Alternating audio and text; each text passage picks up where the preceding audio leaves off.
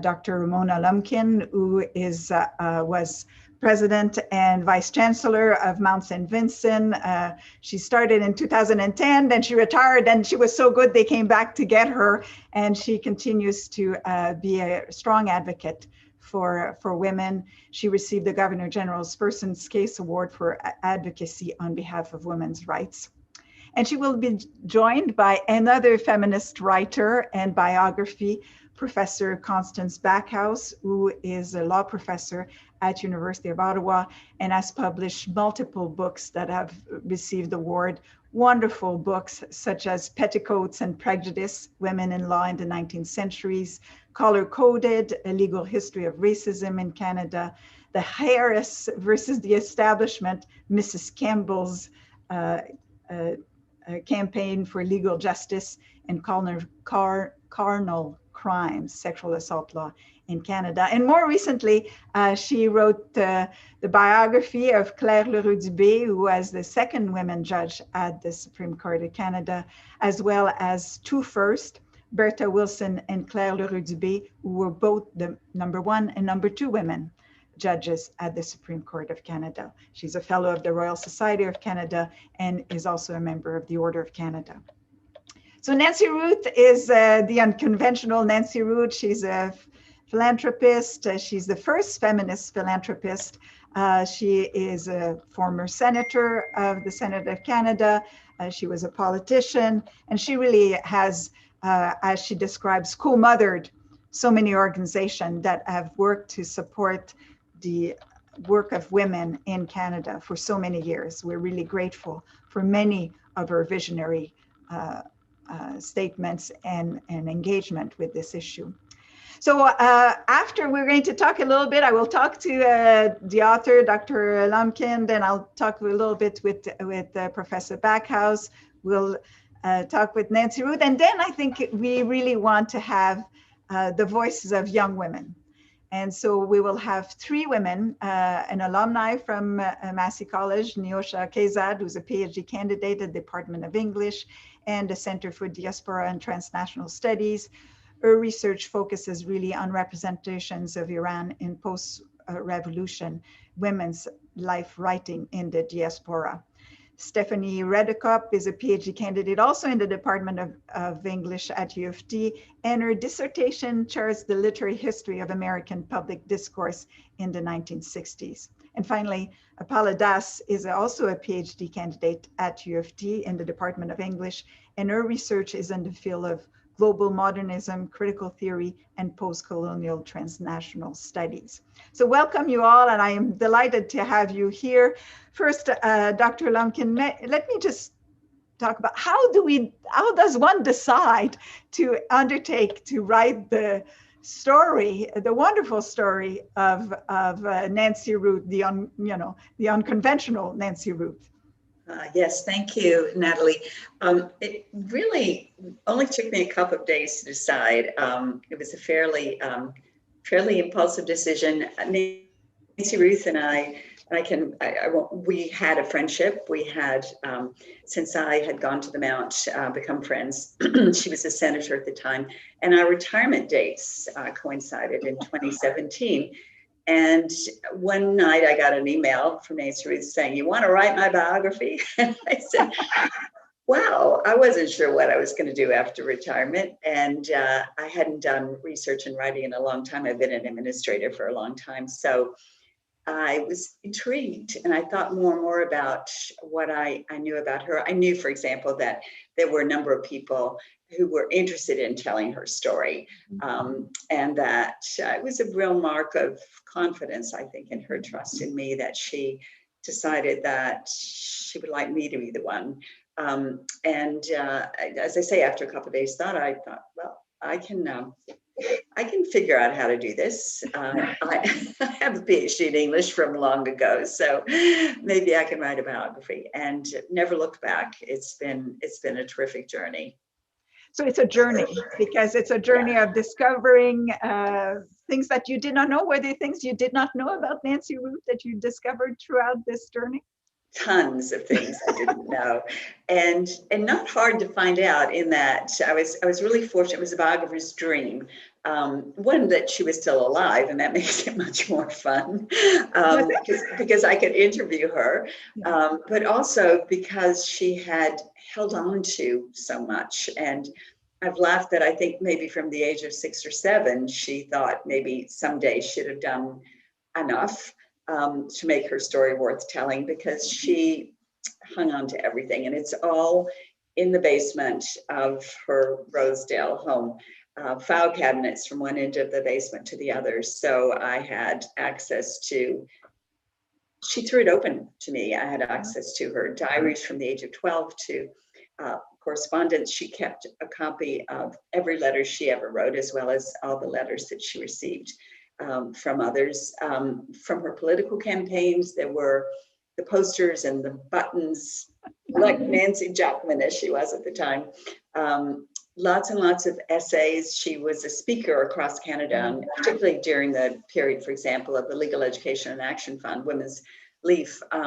She campaigned, spoke at breakfasts across the country to work up support for LEAF. She dressed up as a tree and called herself a tree for LEAF, and always had a bucket in her hand to get donations. So records of committee meetings from the time that she worked with a group of friends to start the first online women's history museum in Canada. I had volumes of the minutes that they took of those meetings. Lasagna stained, because they had lasagna lunches at every meeting. So as I say, it was a biographer's dream, and I had full access to a wealth of materials, and it was a journey. And you mentioned in the book that she did not review it, so you were given free reins to. I said she didn't censor it. She did. I wanted her to read the chapters, and she read them. I certainly the first 2 or 3 chapters I sent, I wondered, what's this? What's the response going to be? But she, if anything, she added to the account. She didn't want to take anything away, even some of her, youthful follies, or what someone else who wanted to be dignified and flawless might have asked me to take. That wasn't the case, but she wanted me to put in more detail and to put in more names, because I think I was so focused on telling her story that I would say Nancy Ruth and a friend did this. She wanted me to name the friend, because for Nancy Ruth, the collective of women working together, the network of cooperation, collaboration is so essential to her. Yeah, so important. So that's the way that she approached the manuscript. Put more in, and I did. So is that the way you imagine writing a feminist biography, do you think? It's interesting. I've been giving it a lot of thought since you organized this program. I hadn't thought of it so much as a feminist biography, so much as a feminist writing a biography of a feminist. And I've done some reading in the last few days about what a feminist biography really is. And I imagine that Professor Backhouse will have more scholarly depth in that area. But I do think that a feminist biography should tell the story of a woman who's breaking down or looking to break down the structures of patriarchy, to become authorized, to create power, to get things done. That's part of what feminism is all about. I know there have been some debates about whether writing a biography of a woman can really be feminist, because the biographical pattern of old was telling stories of great men, and women's history has moved to be much more inclusive. And there's talk, of course, there's theorizing that to write a biography of great women is just sort of aping the practices of the past. I think Nancy Ruth is involved in the ways many men who've been written about have been involved, politically, financially, socially. She's got activity, accomplishments, and prominence. But the importance of her story to me is how she overcame lots of obstacles, how she got past a lot of barriers, and she was underconfident and really floundered as to what possible work she could do that would be useful. She didn't graduate from high school. She had a learning disability. She was constantly doing battle with her family, the kind of typical teenage hell, but writ large. And even so, she kept pushing on to try to find a way to make her life matter. And I think a big turning point was when she discovered feminism and really discovered it. When she was 26 years old, she went to a conference, first time she heard of feminism, and suddenly all the stuff that she thought was just personal about her struggles became structural and systemic, and it was a major turning point. Well, let's bring Professor Backhouse here, who has written a lot about feminism, about writing feminist biographies. So, Constance, how would you describe what is a feminist biography, do you think? Okay, well, first of all, congratulations to Dr. Lumpkin and to Nancy Ruth, two very, very impressive women in Canadian history. It's a great book. It's a great read about a wonderful person. And so congratulations. It's a great fun to be with you and share the podium on this interesting occasion. Yes, I define what I do as feminist. I have been 4 decades as a feminist activist, and so I deliberately took on the question of what it would mean to study feminism in law. And I'm a proud member of the second wave of Canadian feminism, and the Feminist History Society developed a project to sponsor and publish books that chronicle our history from 1960 to 2010, that chunk, 50-year chunk of feminism. So looking at that, and I wanted to say that one could write a feminist biography of a man. Yes. You don't have to do it of a woman. Yeah. And we can talk more about why I think that. But I picked out, 2 women who were extremely important in law in Canada. Bertha Wilson, appointed to the top court, Supreme Court of Canada in 1982. She was the first. Claire Redekop, appointed as the second in 1987. And Claire Redekop may have been second, but she was the first Québécoise. And that mattered in many important ways. So I think actually to talk about a feminist biography, one looks not just at sex, but also at the intersectionalities of race, ethnicity, disability, age, really all of the complexities of the femaleness. But the focus is, how does this person's life, when we're studying a woman, how does their femaleness affect their lives and their careers as they move through a masculinist environment? One could ask the same questions about men. How does their maleness affect their careers and their personal lives? But when you look at women, for me, it was really being very impressed with these 2 women who faced unprecedented attacks from those who believed that women were both biologically and emotionally incapable of sitting as judges. And they carried an extraordinarily heavy burden as they became the 2 firsts. And it's a burden that they carried, I think, for me and for the other women who followed. And I wanted to know about what that life was like. And so that's why I did these pieces. But one was alive. Claire Redekop was alive, and then but Bertha Wilson was not. So does that create a difference in the way you approach the act of writing a biography? Yes, it does. When I did the research on Claire Leroux-Dubé, I'd spent about a decade really looking at every aspect of what it was like to grow up in a convent under the 24-hour tutelage of nuns in Rimouski and Quebec City, and what it was like to go to law school in Quebec and practice law as the only woman for many years in Quebec City.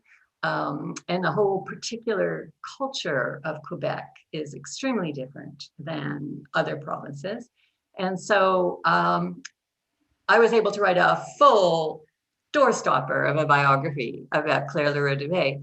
This book, obviously, Bertha Wilson was dead. I could not do the same level of research. And a very interesting biography had already been written on Bertha Wilson. So I was able to draw from that. I did my own research and interviewed many people who are alive still, who worked with her and knew her.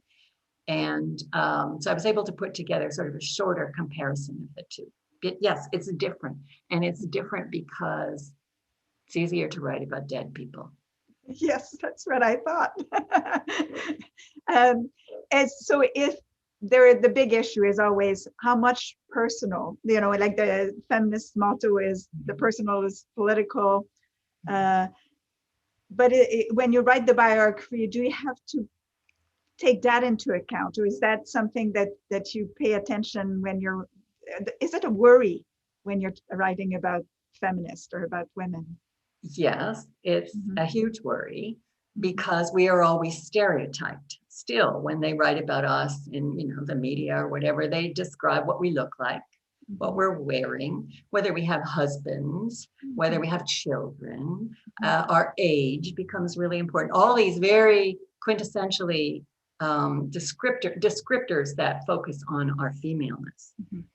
So you could either strip that all out and say, no, I'm not going that path, or you can say, I'm going to look at this from a feminist perspective.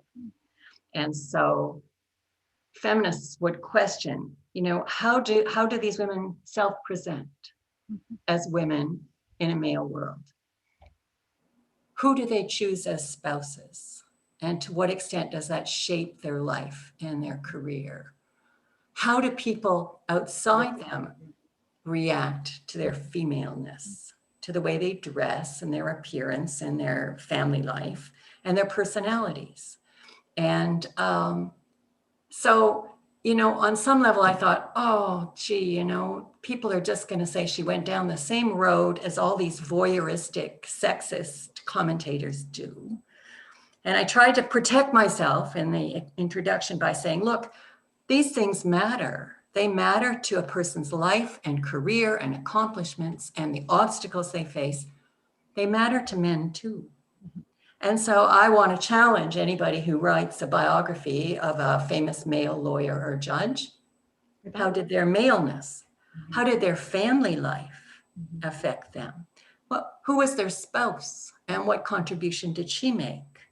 And their children, did they have trouble with their kids? As certainly Claire Leroux-Dubé had, some very serious complications, both with her wonderfully charismatic, flamboyant, brilliant husband who committed suicide, and one of her children who also died very young and tragically.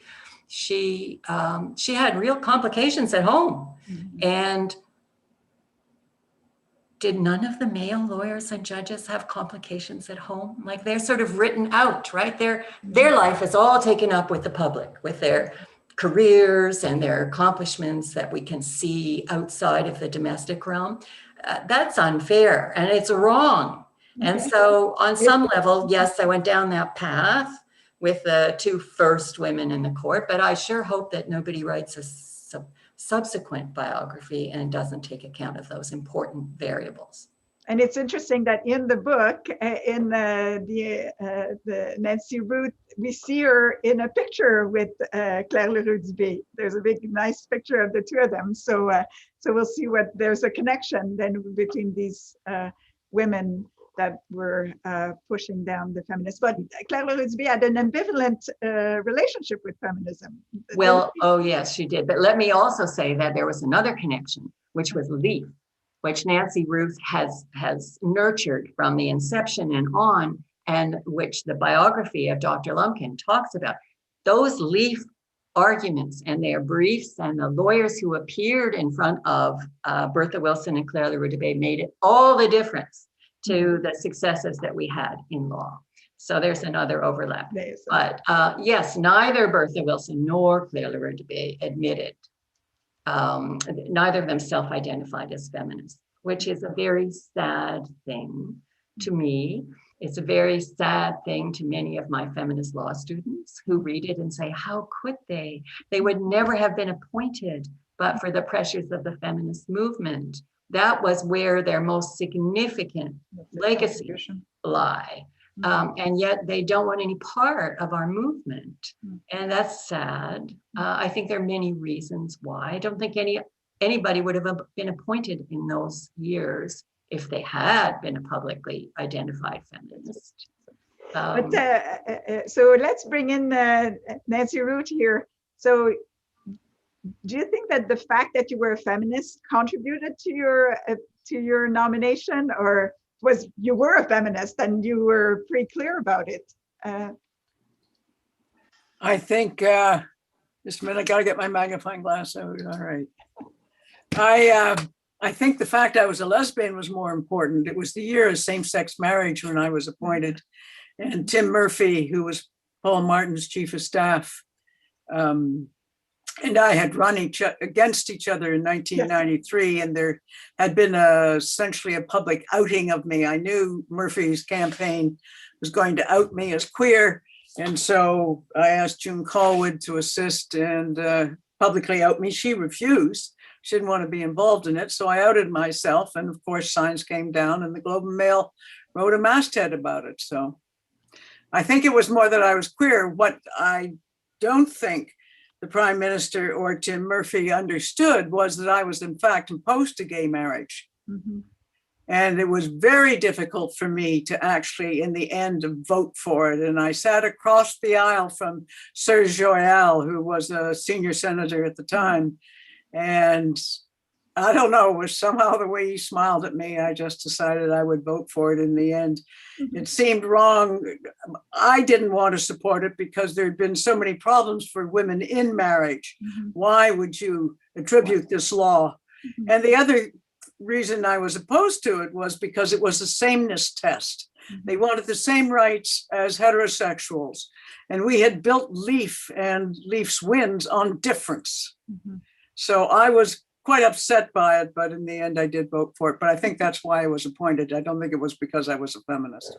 But well, it would only be true in the sense that they knew I would probably vote for their bills on the social left, and I would vote for money bills on the right. So you did you feel exposed by having a long biography written about you? Was that something that you were worried about, or after you read it, did you feel a little too exposed? I don't know that I know the answer to it because it changes every time we do one of these podcasts. Like, I get nervous in the running up to it. I think the thing I'm most uncomfortable in the biography about is an exposure of my sex life. And quite honestly, it's nobody's business. Mm-hmm. However, it's part of who I am. Mm-hmm. And I think Ramona had a right to discuss it or do whatever she did with it in the book. I don't think about the biography very much because it's my life. I mean, it's me. That's what happened. Yes. And I guess the other comment I would make is some of the probably critical things for me, we chose not to put in, mainly for libel issues. Mm-hmm. And so maybe I'll write little short stories, or maybe I'll just let them go to the grave with me. Well, that's what I was going to ask you is, aren't you too young to have a biography written about? Absolutely not. Everybody should write their story. Your students should all write their story. They may not publish it right away until they have a few more chapters. Yeah. But my work is essentially finished now. It's mm-hmm. another generation's time. Mm-hmm. And so that was fine with me. And Constance Backhouse and her colleagues run this Feminist History Society, which I think is a very important addition to Canadian literature. I am in some ways, tired of being invisible. So were you surprised by some of the ways in which, like, a biographer is a little bit looking at you from the outside, and then putting it in a story form and creating some arcs in the story so that the reader kind of gets a sense almost of a journey. Were they aspects of the way the story is told that surprised you? I don't think so. No. No. No. Everybody's got their own way to tell stories. So, well, that's good. So I was actually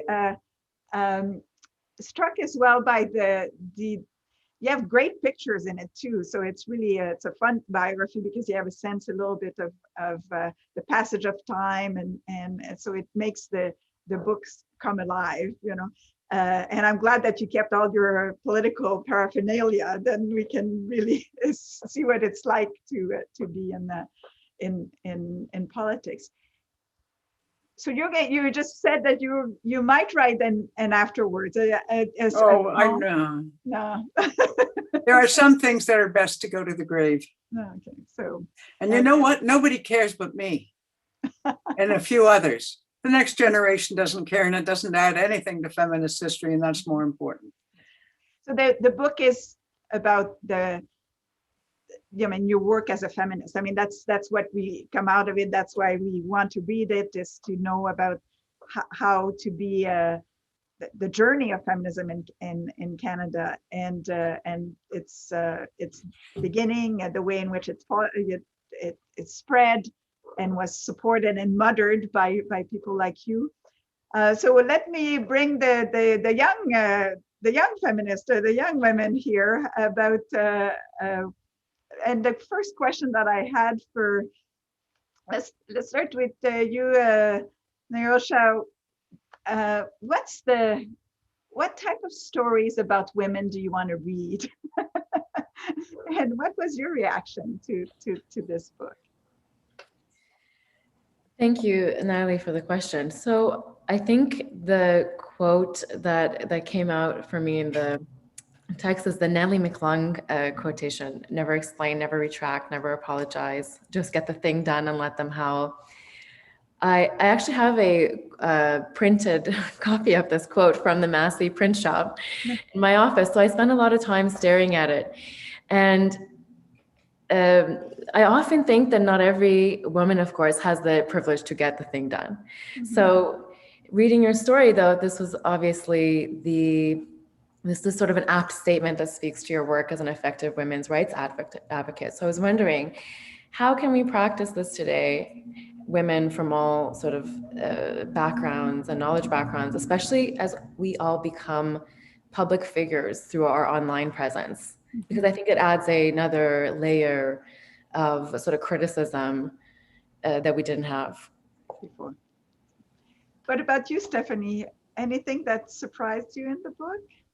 Well, I think it's interesting that Niyosha sort of brought up this quote from Nellie McClung via Nancy Ruth, because I also sort of clung to the Adrienne Rich poem that's quoted in the book as part of the announcement of Nancy Ruth's minister position. And so that poem, of course, is the, I must cast my lot with those who age after age perversely with no extraordinary power reconstitute the world. And that's a poem that I've been thinking a lot about. So kind of carrying with this, I'm drawn to this idea of this sort of like collaborative, or sort of like a network of feminists and the collaboration, across time and across generations, of trying to think about how to reconstitute the world in this way. So similar question to Niyosha, and thinking sort of about the collective work of feminists, which to use another quote from the book, and then the commencement speech that Nancy Ruth gave in 2019, the idea that feminists are not lady patriarchs, right? The idea of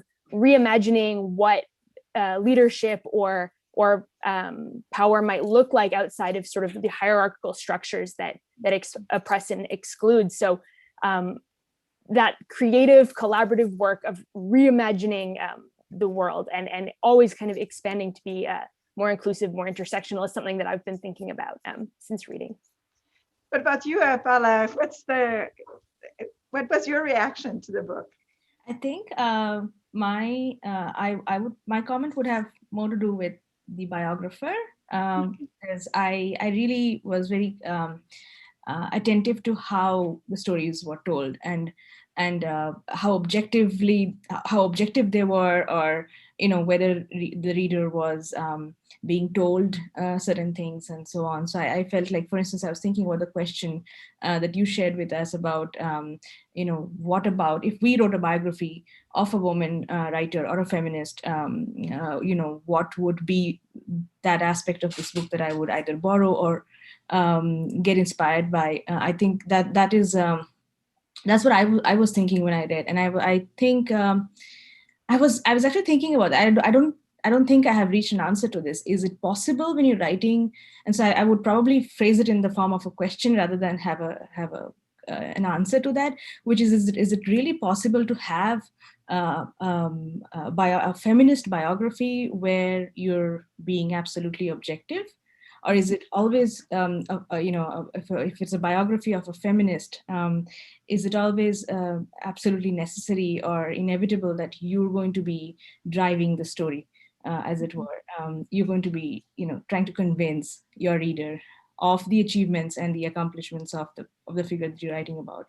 So yeah, that's something that I was wondering about, and yeah. So if you were to, if you were to write a biography of someone that you admire, how would you want to portray it? Can you imagine yourself as a feminist writer, Niyosha? That you write about women. Do you see yourself as a feminist writer in that way? It's a good question. I think again, going back to Apala's point, that I'm interested in the co-creation, because there's the biographer. What does the biographer decide to include, and how much leverage does the individual being written about have in this process? Because I mostly work on autobiographies or life writing. So of course that leads to other questions of what the individual, how they want to project themselves. So I think I'm interested in the tension or the co-creation between the image that the author wants to put out there versus the individual, what you want to project in telling your story to the biographer. So giving voice to the subject in a way, and it's great in that book because we hear Nancy Ruth. We hear her speeches and so on. So we get a sense of her voice, I think. Or maybe it's because I knew her that maybe I recognized her voice. I don't know.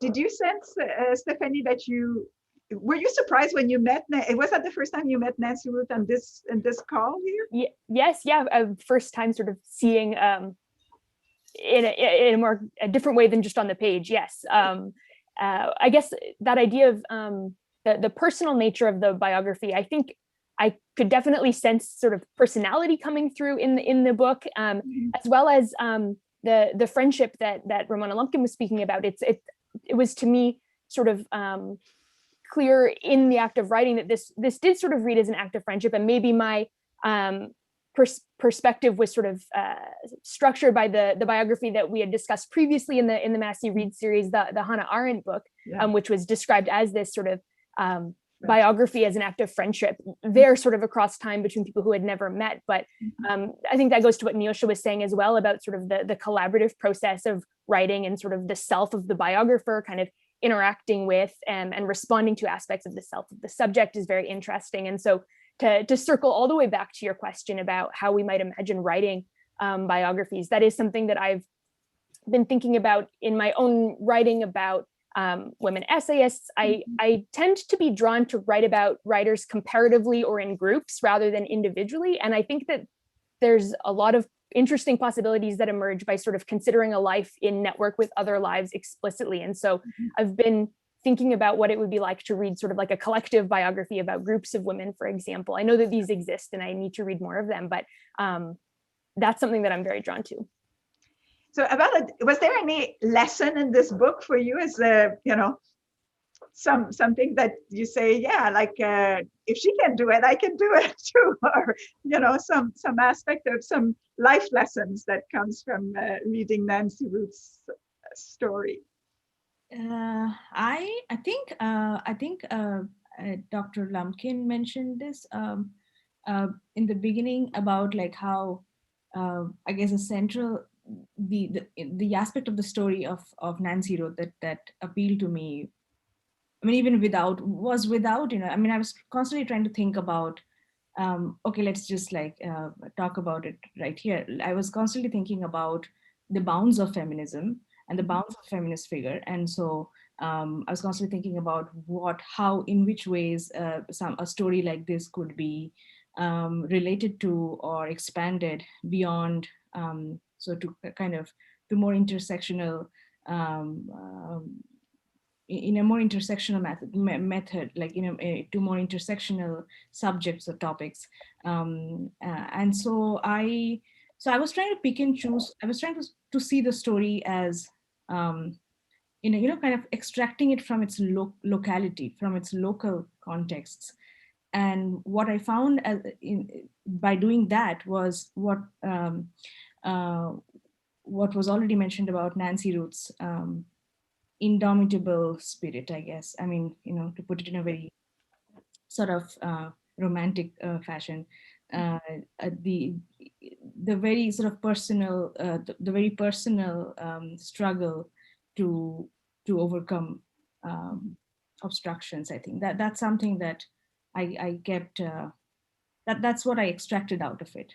So it's the universality of this, struggling to overcome obstacles that keep accumulating, and people tell you you can't do anything, Yeah. and then drawing on others. The idea that it's through being with friends that so it's in. Yeah, because I was thinking about, for instance, that feminisms are, of course, like uneven, right? And there are many feminisms. It's a plural concept, and so and we constantly talk about that in intersectional and decolonized feminisms and so on. But I was trying to think about, and again, this is going to be phrased in the form of a question: is there anything universal? Is feminism still like, does it still include some can we still talk about some universal struggles? And so that's the question to which I was trying to find an answer to, and the answer has to be, I guess, very personal.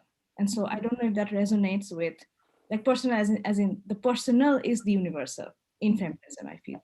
And so that's the kind of aspect of this this biography that I So let's bring Professor Backhouse and Dr. Lumpkin and Nancy Ruth here back. So Professor Backhouse, any thoughts about listening to your young colleagues, future colleagues here, the future biographers, future writers?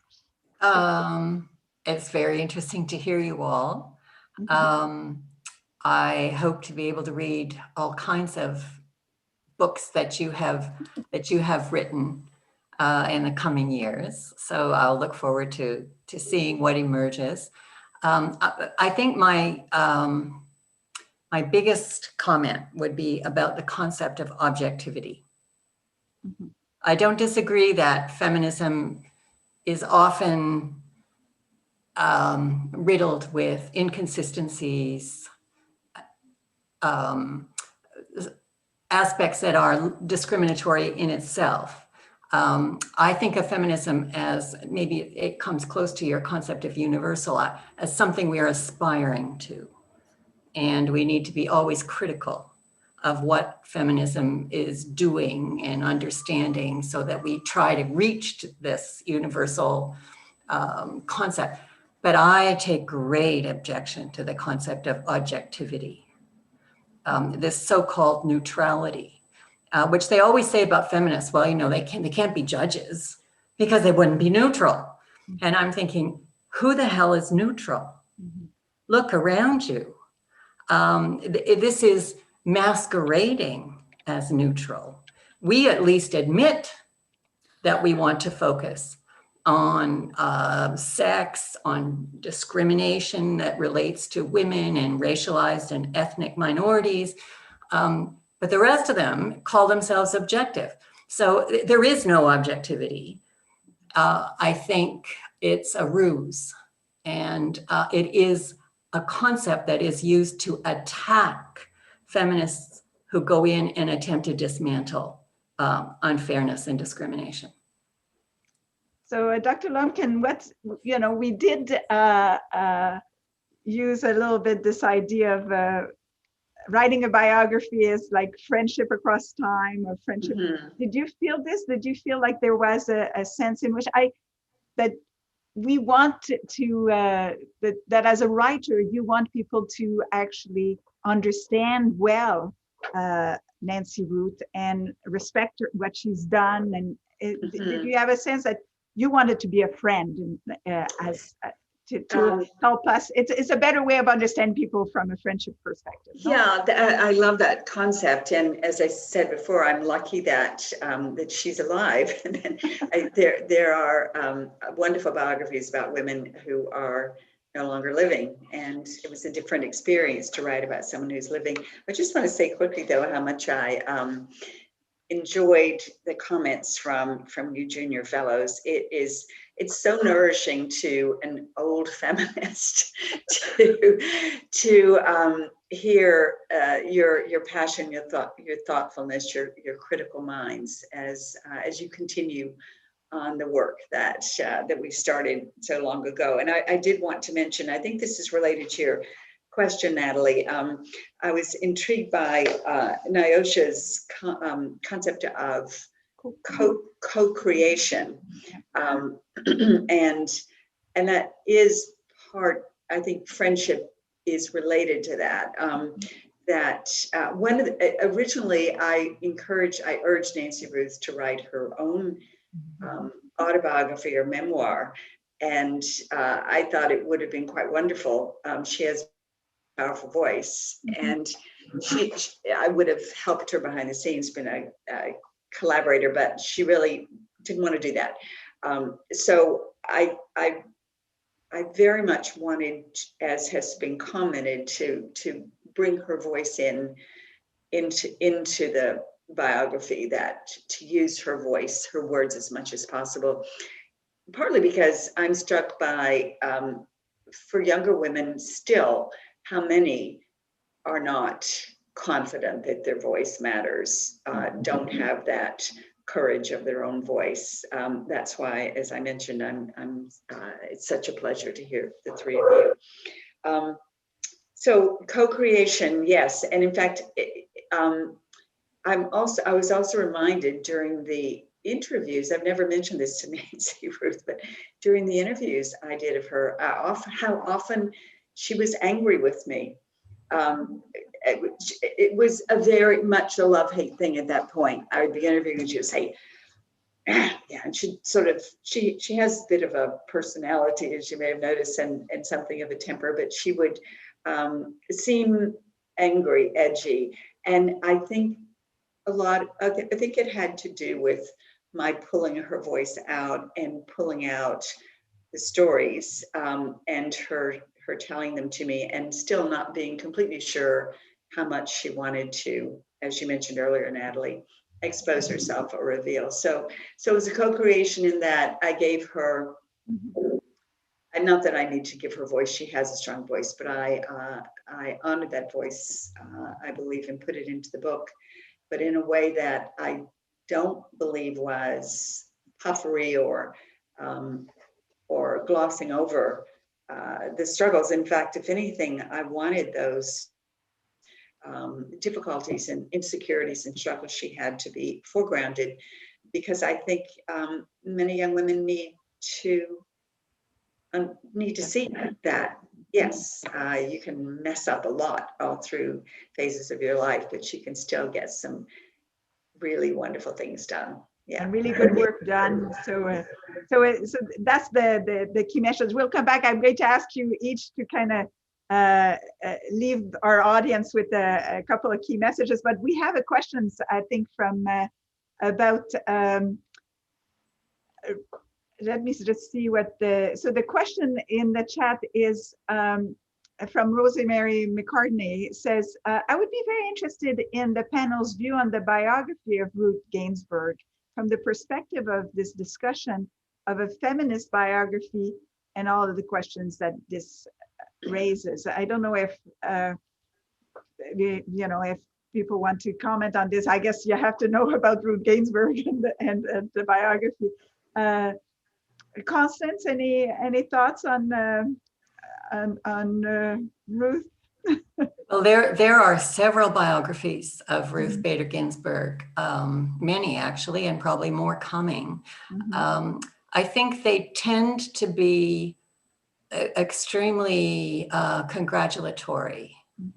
I have not read many that have highly critical things to say. I actually think that's a bit of a disservice because as some of the younger panelists have pointed out, feminism, neither in its philosophy nor its strategies has been fully successful.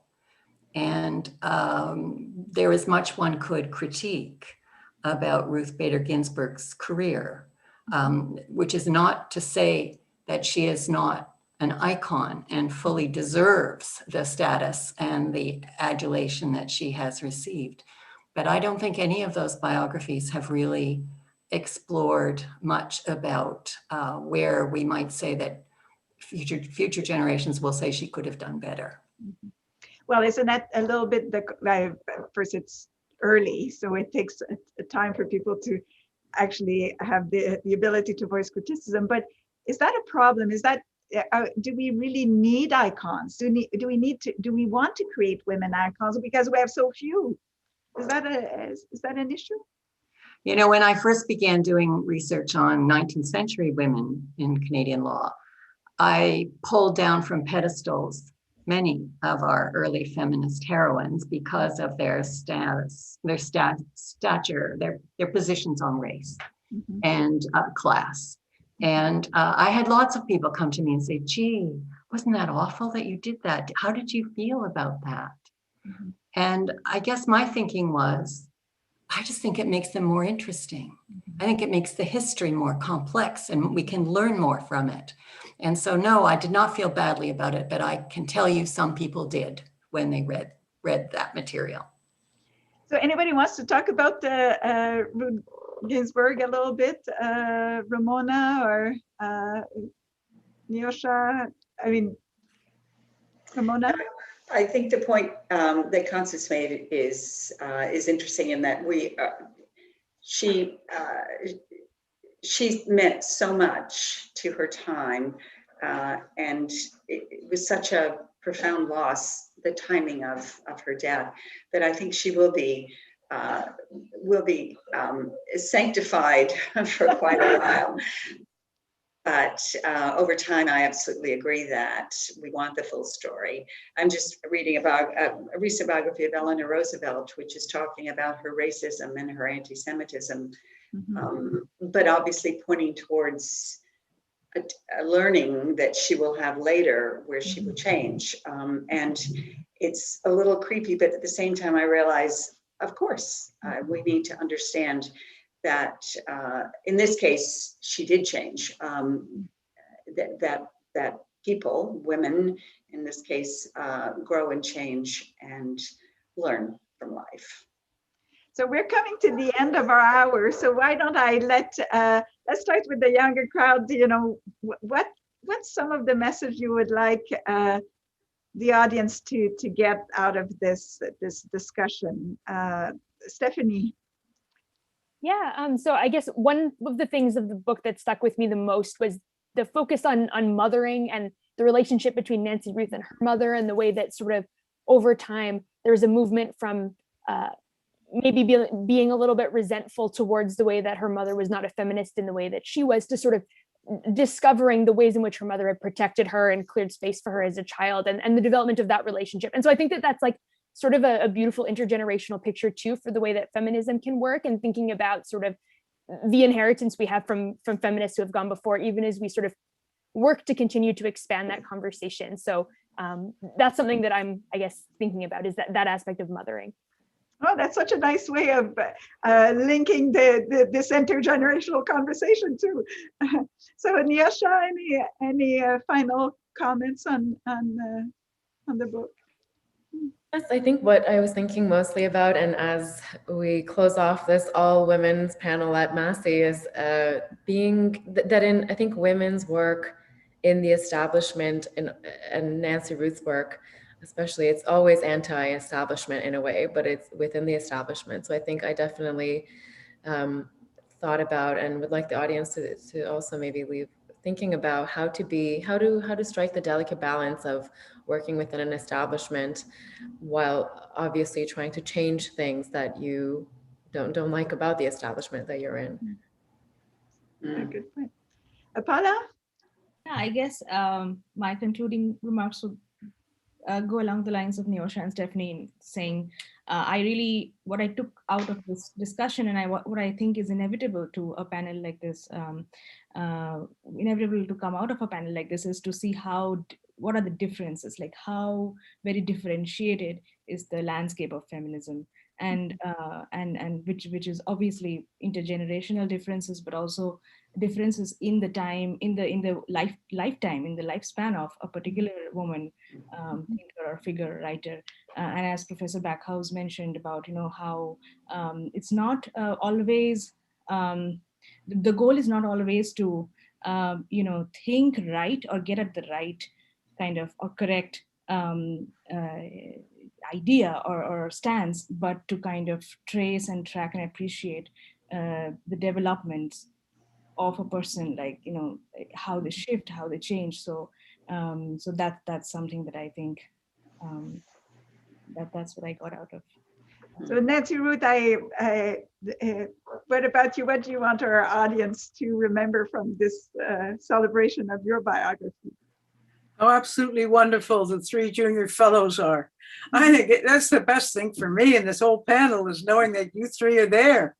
And you asked the question about Emily Murphy, and let them out. By the way, I may have posters with that quote on them. So if you want one, get my email from the principal and I'll get it over to you. Yeah, struggle, is it worth it? I mean, I didn't want to write the book because I didn't want to live through the pain again. And so I was grateful that Ramona did that for me in some ways, and I don't have to look at it. And the advantage of being blind is that I can't read the book. So that's just fine. However, I'm glad to know you 3 are out there, and I'm glad you do the social media, because for someone like me who doesn't do it, and now it's just too difficult to do with my eyes and all, I don't want to be attacked anymore. I've done my bit, and I don't want you to be attacked either, and I hope that doesn't happen. But that is what frightens me the most about saying what I think on social media, or having my house burnt down or some such thing. It's dangerous out there. It can be. Do things in groups, protect yourselves. And I'm glad you're there.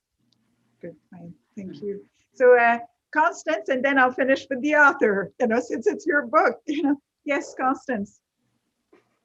Well, I guess what I would hope is that we see a multitude of books celebrating feminist history, celebrating women who have struggled through really hell to try to accomplish change, and that we're able to critique them and at the same time take great joy in the fact that they tried, and be inspired by that. And final words to the author, Dr. Lumpkin. What do you want our audience? They will buy the book. It's a great book. It's really a fun book to read. Lots very interesting. And thank you for writing it, and thank you for sharing it with us tonight. Yes. Thank you, Natalie. I think for me, it's the knowledge that women working together can make change, and can have fun doing it. I think that's very amply illustrated in Nancy Ruth's life. So for me, the sense of efficacy, of power, that even if you're struggling, even if you're messing up a lot, that you can find your purpose and make change that's good for our world. So that's my closing comment.